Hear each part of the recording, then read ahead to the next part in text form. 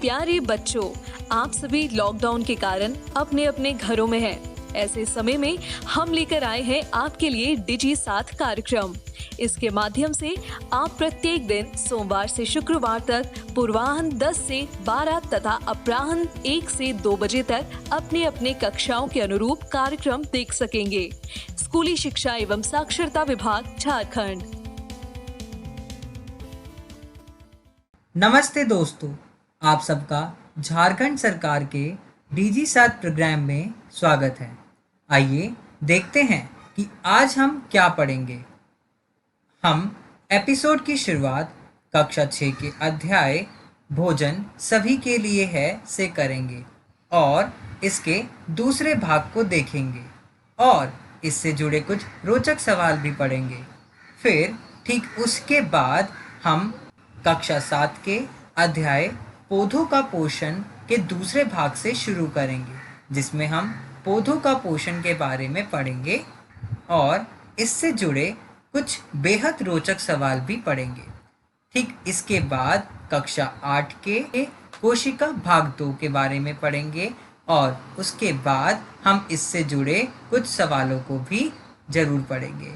ठीक इसके बाद हम कक्षा 9 के अध्याय गति के भाग 2 को पढ़ेंगे और इससे जुड़े कुछ रोचक सवालों को भी हम लोग हल करेंगे। फिर उसके बाद हम कक्षा 11वीं के अध्याय मात्रक और मापान के भाग 2 को पढ़ेंगे और इससे जुड़े कुछ बेहद रोचक सवालों को भी पढ़ेंगे। तो आइए शुरू करते हैं अपना प्रोग्राम डीजी साथ। अब पढ़ाई नहीं रुकेगी। नमस्कार दोस्तों, आज जो हम अध्याय करने जा रहे हैं उसका नाम है भोजन सभी के लिए। इसका पहला भाग हम पहले ही कर चुके हैं। आज हम इसका दूसरा और आखिरी भाग करेंगे। तो चलिए देखते हैं इस भाग में हम क्या जानने वाले हैं। इस भाग में हम बात करेंगे जंतु के बारे में, जहां हम जानेंगे कि जंतु आखिर क्या खाते हैं, और उसके बाद हम बात करेंगे भोजन के रूप में पौधों के भाग के बारे में, जहां पर हम जानेंगे कि पौधों के कितने भाग होते हैं और हम किस पौधे का कौन सा भाग खा सकते हैं। पर चलिए एक क्वेश्चन यानी कि प्रश्न से शुरुआत करते हैं। प्रश्न ये है कि क्या सभी जीव जंतु एक ही प्रकार का भोजन खाते हैं? इस प्रश्न को हमने आखिरी जो वीडियो थी उसमें भी देखा था और हमने जाना था कि सभी जीव जंतु अलग अलग प्रकार का भोजन खाते हैं, परंतु कैसे? चलिए उदाहरण लेते हैं। क्या आपने कभी किसी शेर को घास खाते हुए देखा है? अब शेर गली में तो घूमते नहीं, तो हमने नहीं ही देखा होगा, परंतु हम जानते हैं कि शेर घास नहीं खाते। तो घास आखिर कौन खाता है? घास को तो गाय खाती है, शेर थोड़ी खाता है। तो अब हमें ये पता चला कि जो शेर है वो घास नहीं खाता, परंतु शेर मांस को खाता है और गाय मांस नहीं खाती, वो घास खाती है। तो इससे हमें पता चलता है कि जो जंतु हैं वो अलग अलग तरीके का खाना खाते हैं। तो इससे जंतु अलग अलग तरीके के भाग में बांटे जा सकते हैं। चलिए जानते हैं कि वो भाग कौन कौन से हैं। सबसे पहले आता है शाकाहारी जीव। शाकाहारी जीव वो जीव होते हैं जो सिर्फ पौधों को खाते हैं। उदाहरण के लिए गाय और खरगोश। इसके बाद बात आती है मांसाहारी जीव की।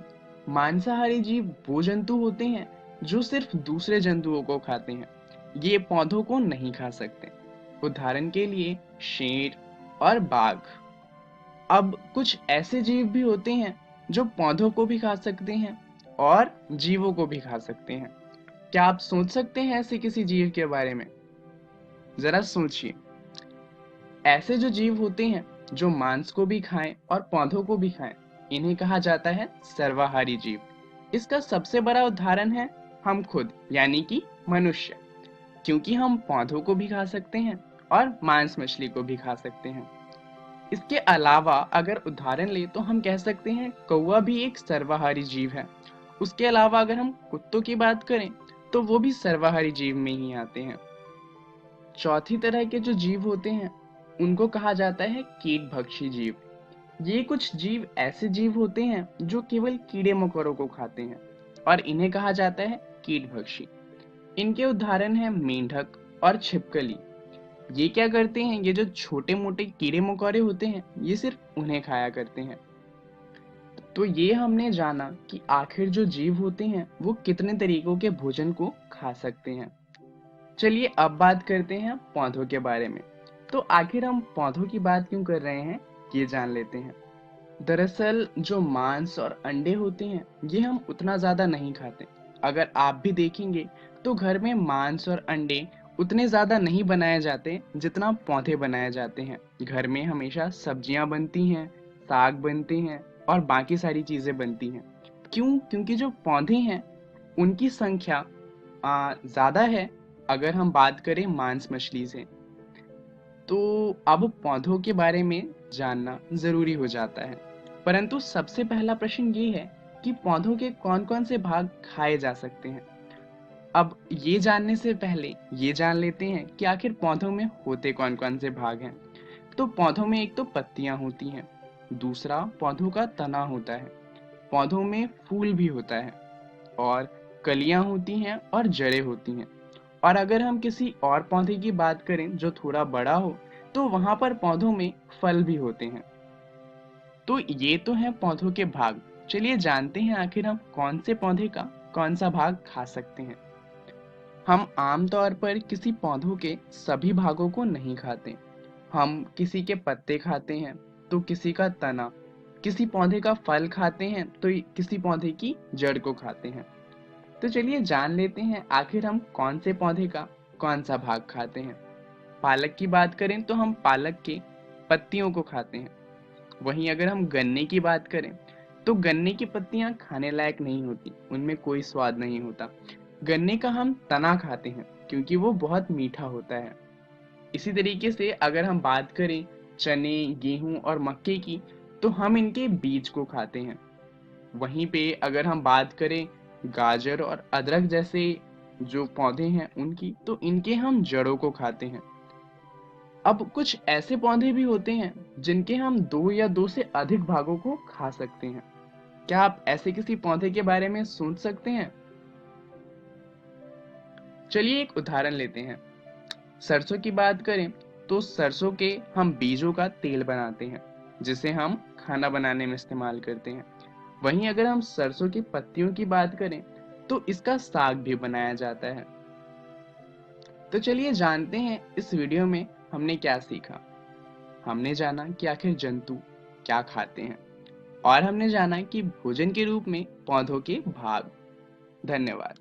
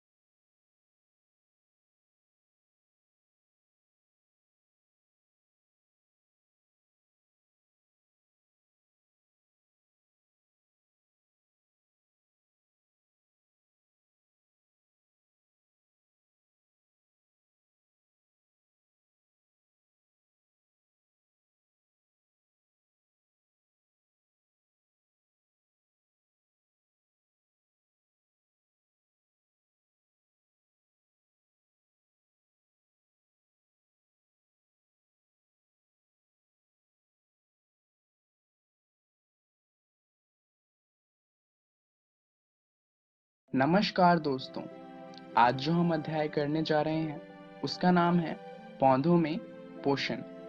हम इसका पहला भाग कर चुके हैं। आज हम इसका दूसरा भाग करेंगे जो कि इस अध्याय का आखिरी भाग है। चलिए जानते हैं इस भाग में हम क्या जानने वाले हैं।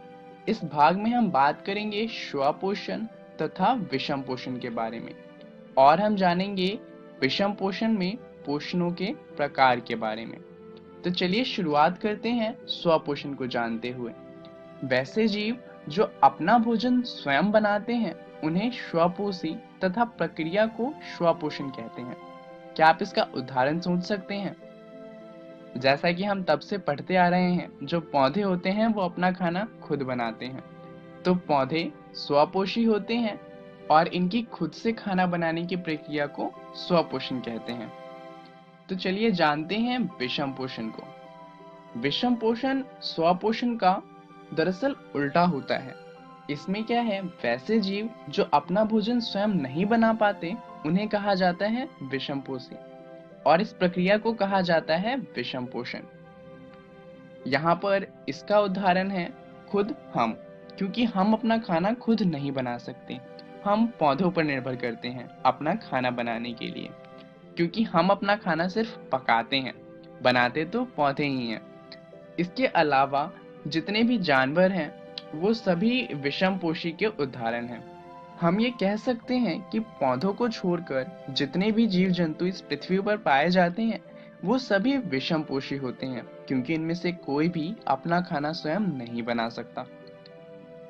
तो पौधों की बात करें तो क्या सभी पौधे अपना भोजन खुद बनाते हैं? क्या कोई सा ऐसा पौधा नहीं है जो दूसरे पौधों पर निर्भर करे?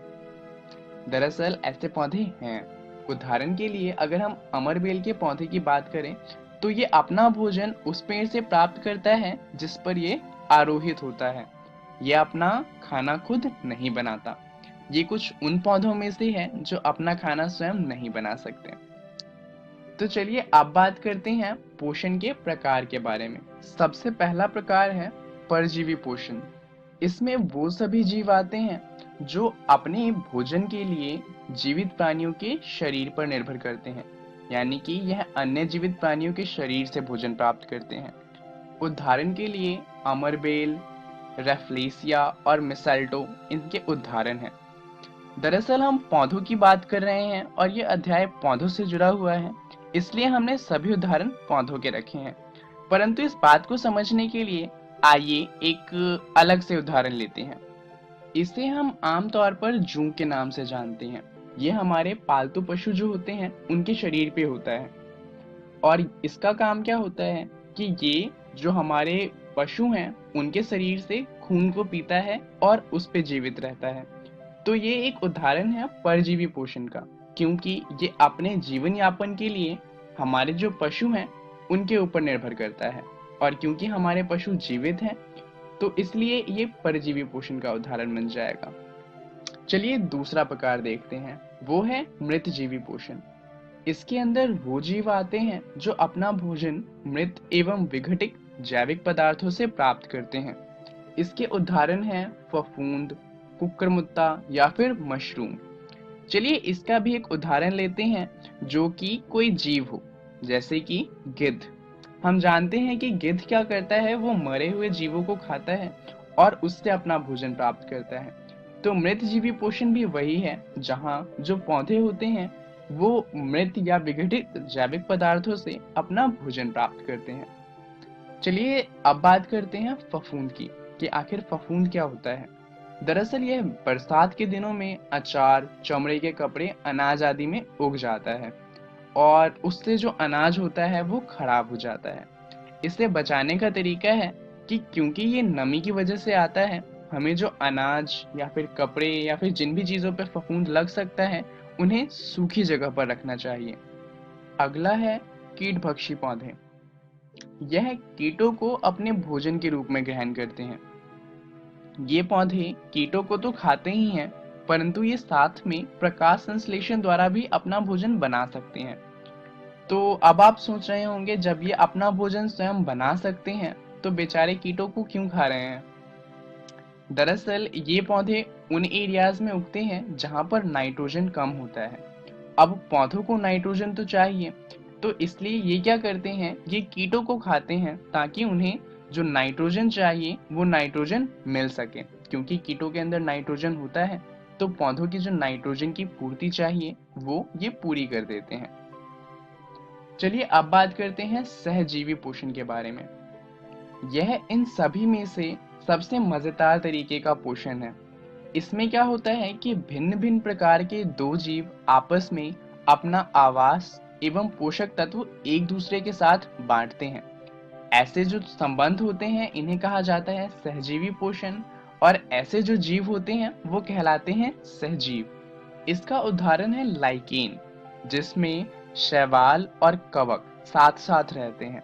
अब यहाँ पर क्या है कि शैवाल तो अपना खाना खुद बना सकता है, परंतु कवक अपना खाना खुद नहीं बना सकता।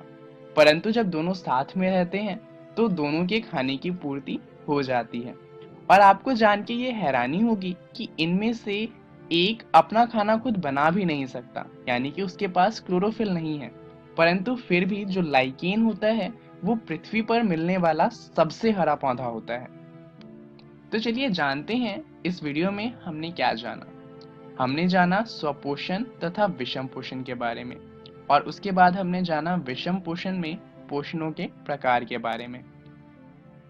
धन्यवाद।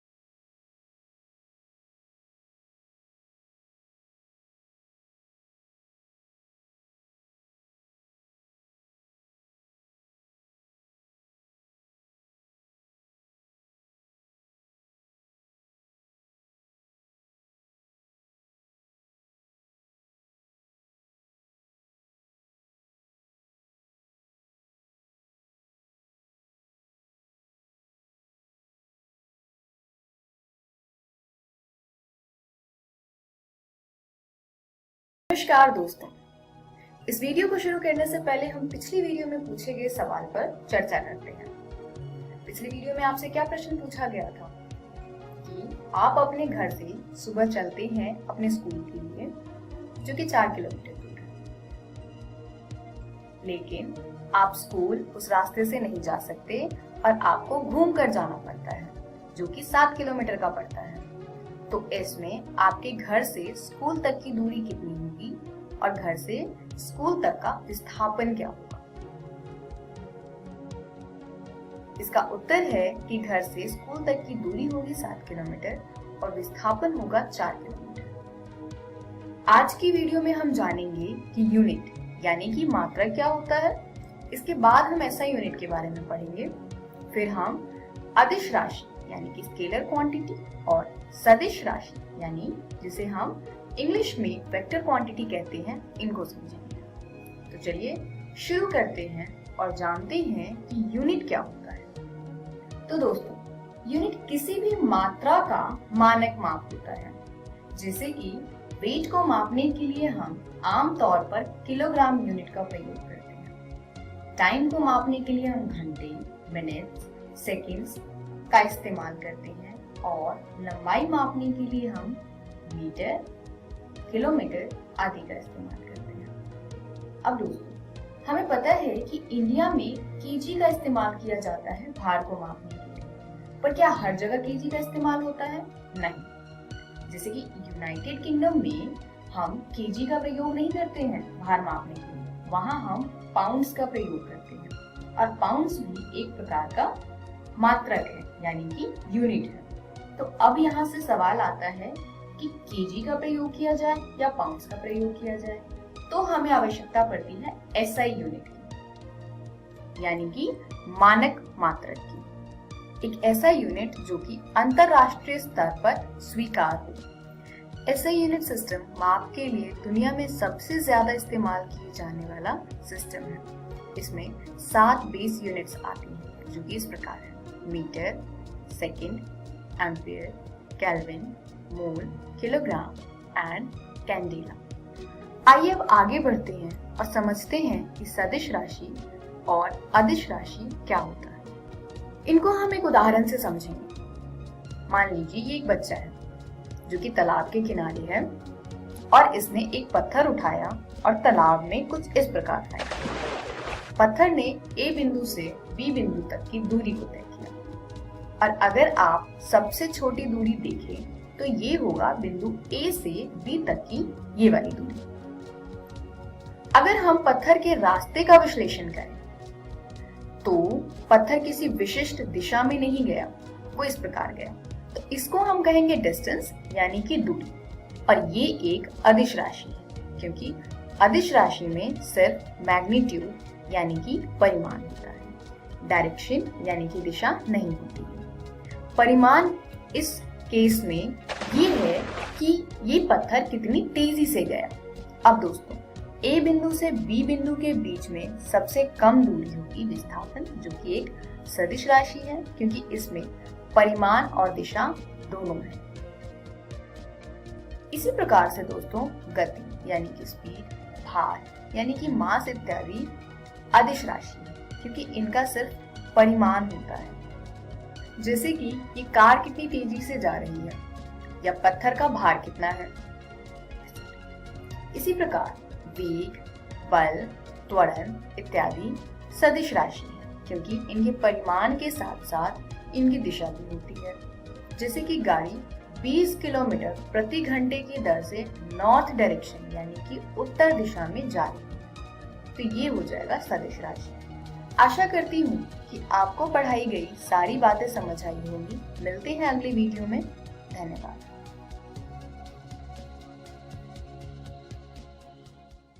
नमस्कार दोस्तों, आज जो हम अध्याय करने जा रहे हैं उसका नाम है गति।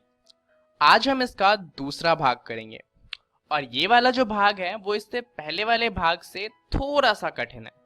तो चलिए देखते हैं कि इस भाग में हम क्या जानने वाले हैं। जरा ध्यान से देखिएगा। दरअसल इस भाग में हम काफी सारी चीजों को देखने वाले हैं और इनका इस्तेमाल हम आगे की वीडियो में करेंगे, तो इन्हें ध्यान से देखिएगा। सबसे पहला है सदिश व अदिश राशि।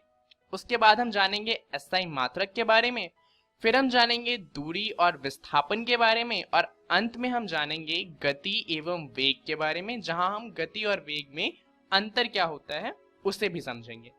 अब इन सब को छोड़िए, शुरुआत करते हैं सरल रेखीय गति से, क्योंकि आखिरी वीडियो में हमने वीडियो यहीं पर खत्म किया था, तो जाहिर सी बात है इसे समझना जरूरी हो जाता है। अब आखिरी वीडियो में हमने बात यहाँ पर रोक दी थी, जहां हमने एक सरल रेखा बनाई थी। अब इसे मान लीजिए कि एक सीधी सड़क है, और जो हमारा जीरो था उसे हमने मूल बिंदु का नाम दिया था। अब यहाँ पर हम सीखने वाले हैं कि हम किसी वस्तु के स्थान को कैसे दर्शा सकते हैं। अब मान लीजिए कोई वस्तु यहाँ पर 3 मीटर पर रखी हुई है, तो हम इसके बारे में कह सकते हैं कि वस्तु की स्थिति +3 मीटर है। परंतु 1 मिनट रुकिए, हमने तो ये जाना था कि वस्तु की स्थिति के लिए 2 चीजें बतानी जरूरी होती हैं। पहला है दिशा और दूसरा है निर्देशक बिंदु। अब यहाँ पर ध्यान से देखिए, क्या आपको दोनों में से कुछ भी दिखाई दे रहा है? आप जरूर सोच रहे होंगे कि यहाँ पर कोई दिशा भी नहीं बताई और कोई निर्देश बिंदु भी नहीं दिया हुआ, तो ये वस्तु की स्थिति इस तरीके से नहीं बताई जा सकती। परंतु यहाँ पर दोनों चीजें बताई गई हैं, बस यहाँ पर आपको दिखाई नहीं दे रही। चलिए जानते हैं कैसे। सबसे पहली बात, हम दिशा की बात करें तो यहाँ पर लिखा है वस्तु की स्थिति क्या है, +3 मीटर। प्लस का मतलब क्या है कि जो हमारा मूल बिंदु है उससे दाईं तरफ पे आगे 3 मीटर पे है। तो दिशा का तो पता चल गया कि मूल बिंदु से दाईं तरफ जाना है। परंतु निर्देशक बिंदु क्या है? निर्देशक बिंदु खुद मूल बिंदु है। जो मूल बिंदु है वही निर्देशक बिंदु का काम करता है, और सारी की सारी जो दूरी होती है हम वो मूल बिंदु से ही नापते हैं।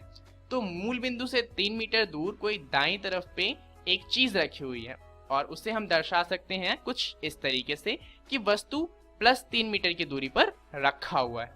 चलिए एक और एग्जांपल लेते हैं। इस बार मान लीजिए जो वस्तु है वो रखी हुई है 5 मीटर पे, तो हम क्या कहेंगे, वस्तु की स्थिति क्या है, +5 मीटर। यहाँ पर जो +5 है वो ये दर्शा रहा है कि वस्तु जो है वो मूल बिंदु से दाईं तरफ 5 मीटर आगे रखी हुई है, और हमारा निर्देशक बिंदु फिर से हमारा मूल बिंदु होगा। तो आपको समझ आ गया होगा कि सरल रेखीय गति में हम किसी वस्तु की स्थिति को कैसे दर्शाते हैं।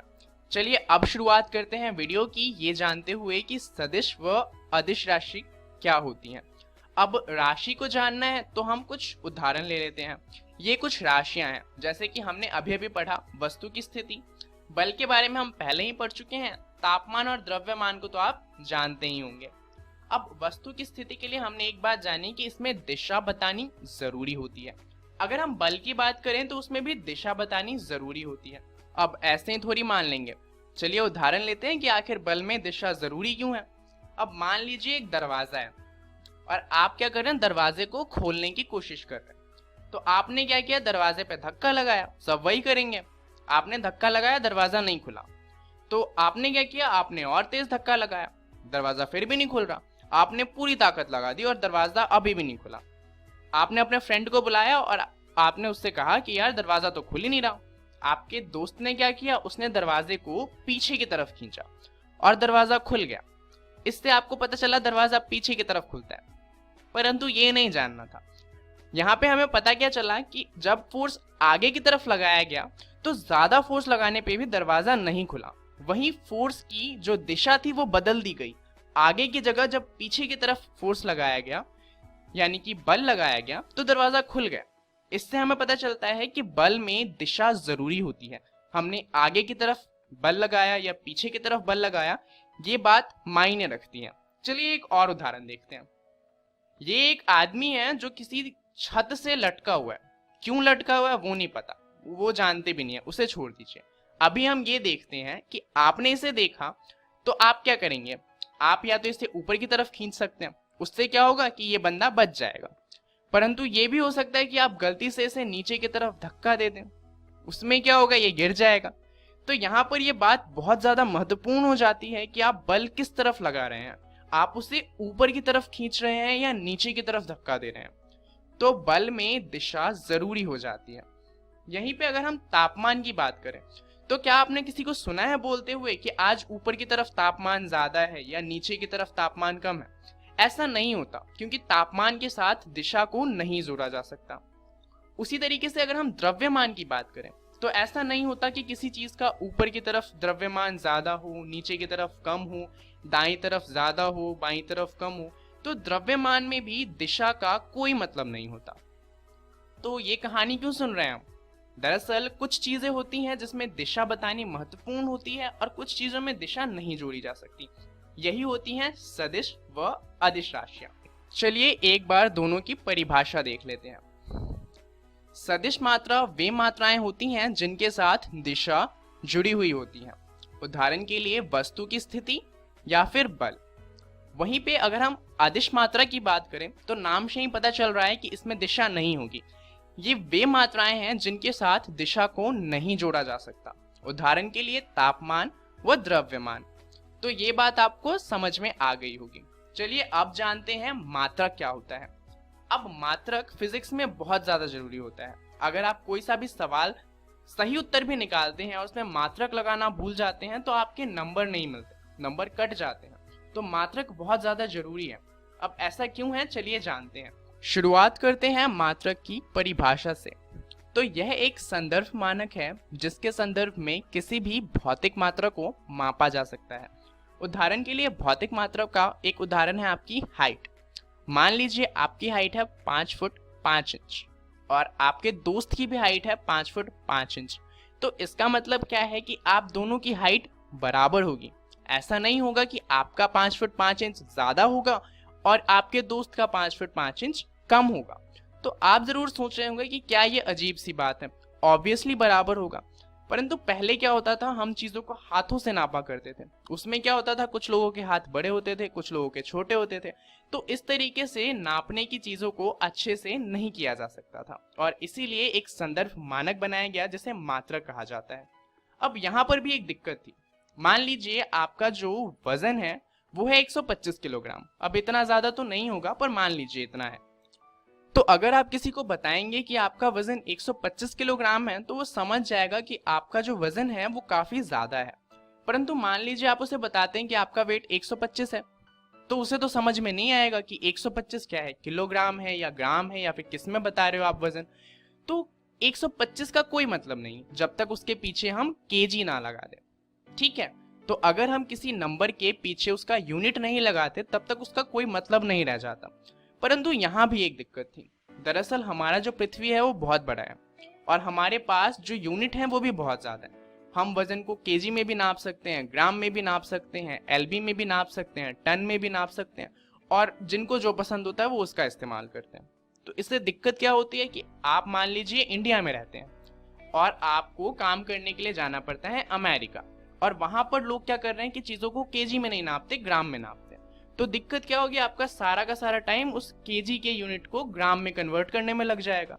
तो इसके लिए क्या किया गया, इसके लिए बनाया गया एसआई मात्रक, जहां पर यह बताया गया कि आपको जितनी भी चीजें हैं वो इन चीजों में नापनी है। जैसे कि लंबाई के लिए कहा गया कि आपको सारी की सारी लंबाई मीटर में नापनी है, सारे द्रव्यमान किलोग्राम में नापने हैं और जितनी भी समय की बात होगी वहां पर आप समय को सेकेंड्स में लेंगे। तो इससे फायदा क्या हुआ कि अब हर जगह पर इन्हीं का इस्तेमाल होता है। तो आप किसी और देश में भी जाकर काम करेंगे तो वहां पर आपको कन्वर्ट करने वाली झंझट नहीं झेलनी पड़ेगी। चलिए आप जानते हैं दूरी और विस्थापन को। दरअसल दूरी वास्तविक पथ जो वस्तु द्वारा तय किया गया हो उसे कहा जाता है। तो मान लीजिए कोई वस्तु सबसे पहले 0 मीटर पे है, थोड़ा सा आगे जाती है, थोड़ा और आगे जाती है और फिर सोचती है कि वापस आ जाना चाहिए और वापस आ जाती है। तो पहले 3 मीटर गई थी, फिर 2 मीटर गई थी और फिर वापस 3 मीटर आ गई। कुल दूरी कितनी हो जाएगी, सबको जोड़ देंगे, हमारे पास 8 मीटर कुल दूरी आ जाएगी जो कि एक अदिश मात्रा है। अब वहीं पर विस्थापन की अगर हम बात करें तो वस्तु की प्रारंभिक और अंतिम स्थिति के बीच की न्यूनतम दूरी को वस्तु का विस्थापन कहा जाता है। तो यहाँ पर न्यूनतम दूरी क्या है, पहले 0 मीटर थी अब 2 मीटर पे आ गई है। तो न्यूनतम दूरी कितनी हो जाएगी, इस और इसके बीच की दूरी वो कितनी है, 2 मीटर। तो विस्थापन आ गया 2 मीटर। अब ये एक सदिश मात्रक है। ऐसा क्यों, चलिए जानते हैं। मान लीजिए वो 3 मीटर वापस नहीं आता और वो 3 मीटर दरअसल और आगे चला जाता, तो यहाँ पर हमारा विस्थापन क्या हो जाता, प्रारंभिक और अंतिम में जो सबसे कम दूरी है वो, यहाँ पर सबसे कम दूरी ही 8 मीटर है। तो हमारा विस्थापन कितना हो गया, 8 मीटर। यहाँ पर हमने क्या बदला था, सिर्फ दिशा बदली थी। दिशा बदलने पे हमारा उत्तर भी बदल गया, इसलिए एक सदिश मात्रक है। चलिए आप जानते हैं गति और वेग को। एक तरफ लिखते हैं गति, एक तरफ लिखते हैं वेग। अब क्योंकि वेग जो है वो एक सदिश मात्रक है, तो इसके ऊपर हम एक एरो लगाते हैं। इसका मतलब होता है कि ये एक सदिश मात्रक है। अब अगर हम गति की बात करें तो गति का जो सूत्र होता है वो होता है दूरी बटे में समय। दूरी मीटर में लेते हैं और समय सेकंड में, तो यूनिट क्या हो जाएगी, मीटर पर सेकंड। वहीं अगर हम वेग की बात करें तो वेग होता है विस्थापन अपॉन में समय। विस्थापन भी मीटर में लिया जाता है और समय सेकंड में, तो इसकी यूनिट भी गति जैसी ही होती है, मीटर पर सेकंड। अब चलिए जानते हैं गति अदिश मात्रक क्यों है और वेग सदिश मात्रक क्यों है। दरअसल गति में दो चीजें होती हैं, दूरी जो कि एक अदिश मात्रक है और समय वो भी एक अदिश मात्रक है। क्योंकि दोनों ही अदिश हैं इसलिए गति भी एक अदिश मात्रक है। वहीं पर अगर हम वेग की बात करें तो वेग में समय तो अदिश है परंतु जो विस्थापन है वो सदिश है और इसी वजह से हमारा वेग सदिश मात्रक बन जाता है। अब गति और वेग में एक और चीज है जो है औसत गति और औसत वेग। चलिए इसे समझते हैं। मान लीजिए जो 4 डॉट हैं, यहाँ पर 4 दूरियां दिखाई गई हैं, S1, S2, S3 और S4। इन दूरियों को पूरा करने में अब कुछ समय भी तो लगा होगा। तो मान लेते हैं S1 के लिए हमें T1 समय लगा, S2 के लिए T2 एंड सो ऑन। तो यहाँ पर हमारा औसत गति क्या हो जाएगा, जितनी भी दूरी है उन सबका सम अपॉन में जितना भी टाइम है उन सबका सम, कुल दूरी अपॉन में कुल समय। तो यहाँ पर कुल दूरी कितनी होगी, S1 से लेके S4 तक का सम, और कुल समय क्या हो जाएगा, T1 से लेके T4 तक का सम। परंतु औसत वेग थोड़ा सा अलग है। औसत वेग में क्या करते हैं, मान लीजिए चारों में हमारा वेग अलग था। पहले में हमारा था वेग v1, दूसरे में वेग था v2, तीसरे में वेग था v3 और चौथे में वेग था v4। तो यहाँ पर औसत वेग निकालते हैं, जितने भी वेग होते हैं उन सबका सम और जितने भी नंबर ऑफ वेग्स होते हैं उनसे डिवाइड। जैसे कि यहाँ पर 4 वेग थे तो 4 से डिवाइड किया है, अगर 2 वेग होते तो 2 से डिवाइड करते हैं। तो यहाँ पर औसत गति और औसत वेग का जो सूत्र है वो अलग है, तो यहाँ पर कंफ्यूज नहीं होइएगा और गलती नहीं कीजिएगा। चलिए जानते हैं इस वीडियो में हमने क्या सीखा। सबसे पहले हमने जाना सदिश व अदिश राशि को, उसके बाद हमने जाना एसआई मात्रक को, फिर हमने जाना दूरी और विस्थापन को, और आखिरी में हमने जाना गति एवं वेग को। अब इन सब के बारे में आपको पढ़ना है एनसीईआरटी के गति वाले अध्याय में, जहां पर आपको पढ़ना है सरल रेखीय गति और दिशा के साथ चाल। अगली वीडियो में हम बात करेंगे एक समान गति और असमान गति के बारे में। इस वीडियो के लिए इतना ही, धन्यवाद।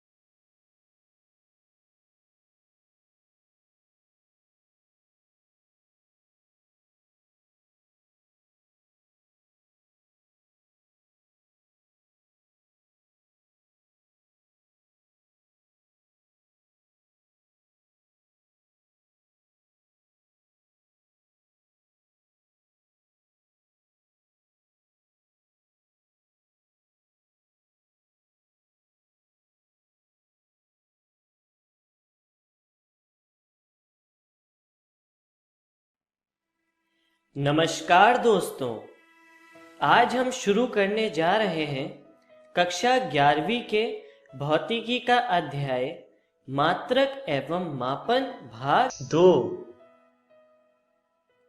तो वीडियो शुरू करने से पहले आइए एक बार नजर डालते हैं कि आज की वीडियो में हम क्या क्या पढ़ने वाले हैं। तो हम शुरू करेंगे मात्रक एवं मापन के परिचय से।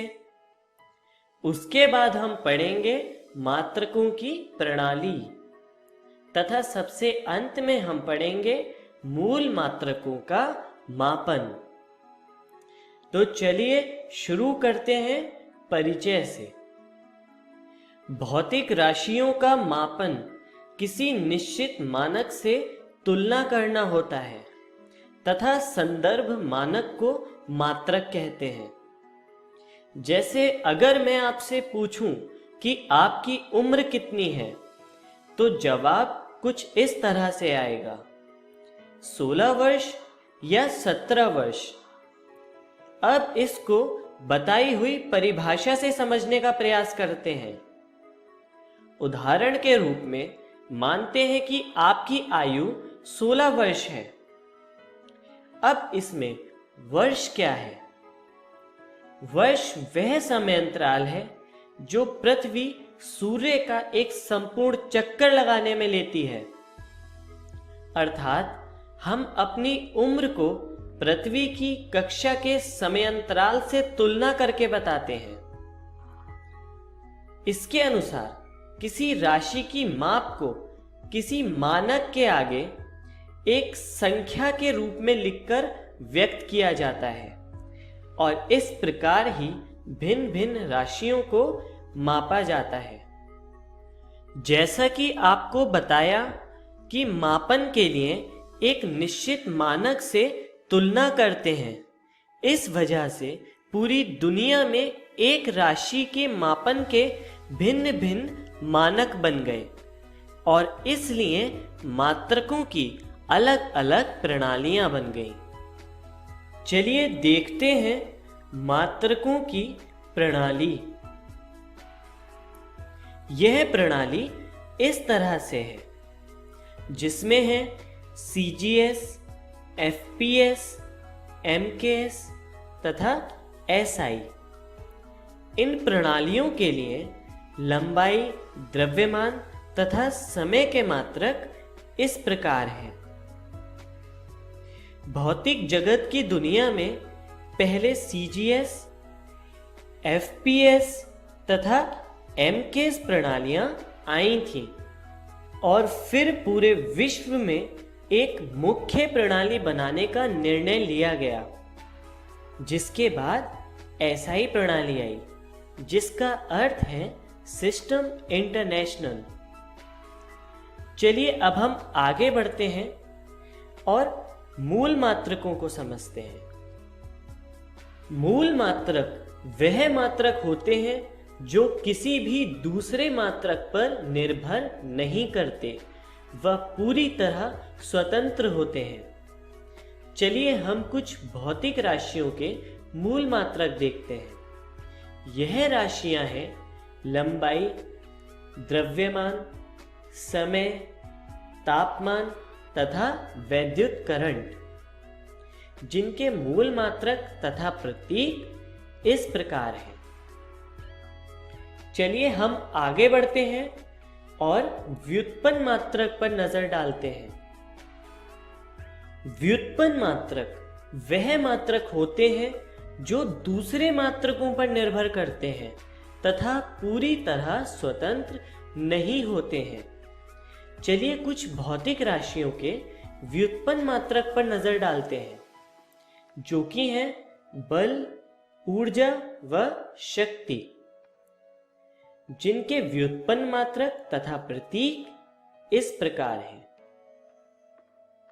चलिए अब हम आगे चलते हैं और लंबाई के मापन पर नजर डालते हैं। लंबाई का मापन आप पिछली कक्षाओं से ही करते आए हैं। जैसा कि आप अपने पैमाने से दूरी मापते थे, जो कि सेंटीमीटर या मिलीमीटर में होती थी और छोटी लंबाई मापने के लिए वर्नियर कैलिपर्स तथा स्क्रू गेज का प्रयोग करते थे। पर क्या होगा अगर मैं आपसे कहूं कि आपको पृथ्वी से एक तारे तक की दूरी ज्ञात करनी है? तब यह दूरी आप किसी साधारण पैमाने से ज्ञात नहीं कर सकते। इसके लिए हम प्रयोग करते हैं लंबन विधि का। इसके अनुसार बहुत दूर स्थित किसी पिंड, जिसे बिंदु P से दिखाया गया है, की दूरी नापने के लिए उस पिंड को पृथ्वी के दो अलग अलग हिस्सों से देखा जाता है, जो कि है पॉइंट A तथा पॉइंट B,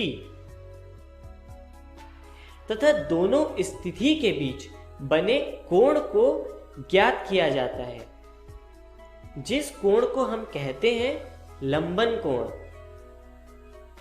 पिंड की दूरी बहुत अधिक होने की वजह से AB को एक चाप मान सकते हैं तथा हम प्रयोग कर सकते हैं सूत्र चाप बराबर त्रिज्या गुणा कोण, और इसके अनुसार लिखा जा सकता है AB बराबर AP गुणा थीटा, जहां से हमें मिलता है AP बराबर AB बटे थीटा, जहां पर AP उस पिंड तथा पृथ्वी के बीच की दूरी है। इस तरह लंबन विधि का प्रयोग करके बहुत बड़ी दूरी को ज्ञात किया जा सकता है।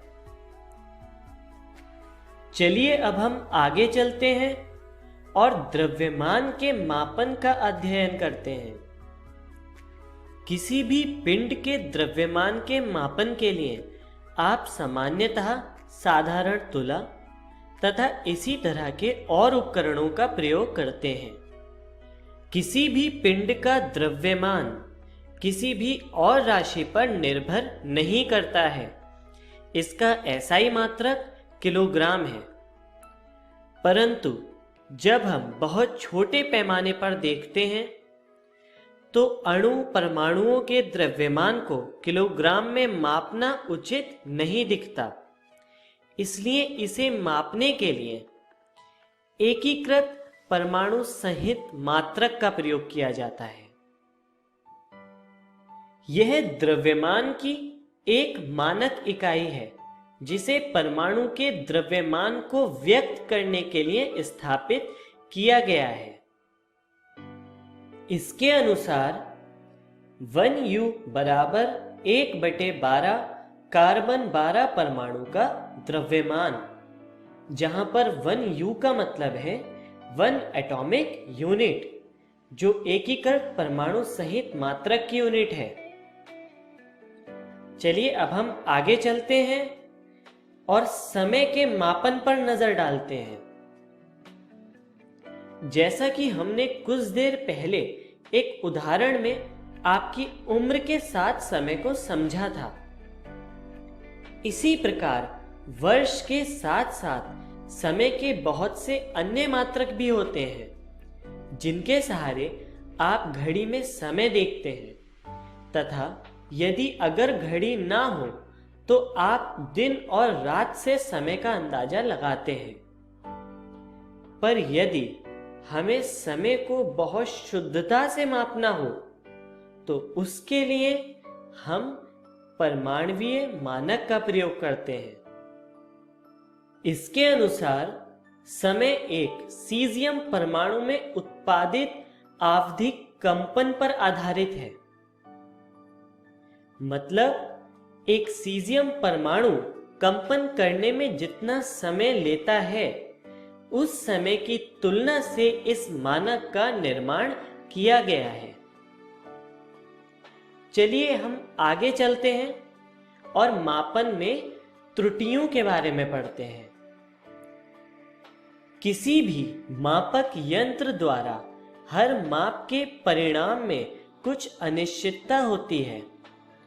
इस अनिश्चितता को त्रुटि कहा जाता है। अर्थात मापन एक प्रक्रिया है जिसकी वजह से यह स्पष्ट रूप से पता चलता है कि मापन में कुछ अनिश्चितता आना सामान्य है और इस अनिश्चितता को ही त्रुटि कहते हैं। इनको कुछ इस तरह से बांटा गया है, जो कि है क्रमबद्ध त्रुटि मतलब सिस्टमैटिक एरर, और यादृच्छिक त्रुटि मतलब रैंडम एरर। चलिए हम आगे चलते हैं और क्रमबद्ध त्रुटि से शुरू करते हैं। क्रमबद्ध त्रुटियां वह त्रुटियां होती हैं जो धनात्मक या ऋणात्मक में से किसी एक दिशा में अग्रसर होती हैं। जैसे कि चित्र में यदि आप निशाना लगा रहे हैं और तीर यदि हर बार मध्य बिंदु से कुछ निश्चित दूरी पर जा रहा है, तो इसमें त्रुटि क्रमबद्ध त्रुटि होगी। चलिए हम आगे बढ़ते हैं और यादृच्छिक त्रुटि के बारे में पढ़ते हैं। मापन के दौरान अनियमित रूप से होने वाली त्रुटि को यादृच्छिक त्रुटि कहते हैं। चलिए इसको भी चित्र के माध्यम से समझते हैं। चित्र में यदि आप फिर से निशाना लगा रहे हैं और इस बार यदि तीर अलग अलग दिशा में जा रहा है, तो हर बार कोई निश्चित त्रुटि नहीं होगी और इस तरह की त्रुटि को यादृच्छिक त्रुटि कहते हैं।